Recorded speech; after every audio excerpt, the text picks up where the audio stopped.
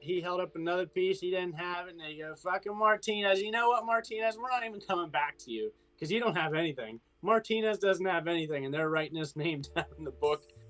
And the bad part was we had another kid there. So and we got smoked was because of him, and I was laughing because I found it funny. Yeah, I didn't have anything of that sort. I wish I did. I know I'm just waiting for it because I'm waiting for this pre-ranger slot to drop, but I know it's just coming. I know it's just gonna be nasty. Yeah. Because I'm not sure because the one thing I've been trying to focus on is getting I believe it's TTPs. Mm-hmm. Trying to get those down and then get my hands on the practice claymores, the heavies, and as well, I'm not too worried. I'm not worried about any of the physical assessment. Yeah, the big things, like you said, are the TTP. So when it comes, like a long time ago, the Rangers and the cadre realized that people were coming through at the end of the course, and they didn't really know how to take apart the saw or the 240. And, we're dealing with claymores. So they used to be just classes, and then they realized people weren't learning it. So they made it a pass or fail event. So those are big events that you need to practice because it's either going to be pass or fail. Yeah. RTAC, I've known a guy or two that's gone through. I had one guy tell me, they'll try to put your RTAC date or pre-ranger back to back with the actual ranger school. Yeah. RTAC is meant to be 2 weeks of shit. Worse than ranger, for a 2 week period. To get you. Yeah, to get you ready for prepared. The unit will try to schedule you back to back. Like, hey, you're an RTAC, you're down there, you might as well just go to ranger. Don't do that because your body's going to be completely shot, and then you're going to get thrown into ranger school. That's what I was being told is that the dates might line up back to back. Yeah, and I don't have any choice. Like, I can't just tell them because, like, for the Air Force side. Like right now, we're going off of Benning's schedule, and we don't take priority. Yeah. So it's like take the scraps and like it. Yeah, that's the tough part too, because when you complete pre-ranger, you have 6 months to complete. Then to go to ranger school. Yeah. I know for the Air Force right now, it's like whatever training that you go through, they immediately want you to get COVID tested right after. Mm-hmm. Especially if you're traveling. What kind of test did you guys have in your your pre-ranger for the 4-day assessment? Was it did you guys go through like the swim test and all that stuff, or? Yeah, so let me go ahead and I'm going to go ahead and break this day by day since we're going to talk about the courses, and we'll go through day 1, day 2, day 3, day 4. We're all at the position of attention, waiting for everything to go on. And finally the cadre show up. They're like, all right, go ahead and follow us. We went ahead and walked all together in formation down to the pull-up bars, and then we did the assessment. But while we were doing the assessment, there was people failing the push-ups and the sit-up portions. So they're like, and of course they brief right before the actual test is, if you fail the push-ups or sit-ups, you'll have 10 minutes to recover. Take that time. We'll teach you on what you could do better and what we're looking for. Then you'll come back and retake it. Mm-hmm. So during that time, so many people were failing the push-ups and having to come back that it ended up being that we were there for way longer than we needed to be, and then it just starts pouring down raining. I'm talking like it started sprinkling, and next thing you know, it just comes down hard. Yeah. And we're like, oh my God, this. I mean, of course, train in the rain. That's the Army's thing. I guarantee you they're thinking the same thing. But oh yeah, the cadre hated too. Yeah, they're like, I gotta show an example. Yeah, so all of them are just like in their normal positions. Yeah. Yeah, exactly. But yeah, for us, the PT test I believe was the second day, but they tied that together with the swim test. So it was you went from the PT test then over to the swim. No, ours was the same exact thing. It was all the first day. And then the 5 mile came along while it was raining. And holy shit, in front of me, both of them are just avid runners. And they just take off without me. They're racing each other. So I'm like the third dude in front.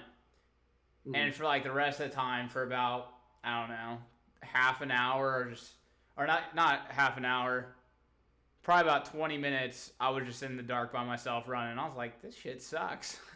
Push-ups, sit-ups, and pull-ups fine. But the run was not my forte. So I was somewhere in the middle back section, not in the very back, but the middle back section Yeah. there. And the pace man was pretty, far behind me, but I was still somewhere back there. But the 5 mile, there was literally, you want to talk about people not being prepared for it. There was a dude running in Jordans. I swear to God, he was running in basketball Jordans. Oh no. These were not like, your little Jordans. These were the big, bulky with, bedazzles and all this crap. At one point, he began to run with his shoes off, just in his socks. The cadre was like, dude, your command didn't tell you about this? And he was like, no. No. That sucks. All right, swim test, here we come. Yep. We took an LMTV directly over to the pool, and that's when we started. But we didn't do the full swim test, which I believe is just the CWST. Mm-hmm. Now, were you in the? What's up? Were you in an actual pool or the lake? A pool. Okay, that's it. We ended up. We had to go to the lake.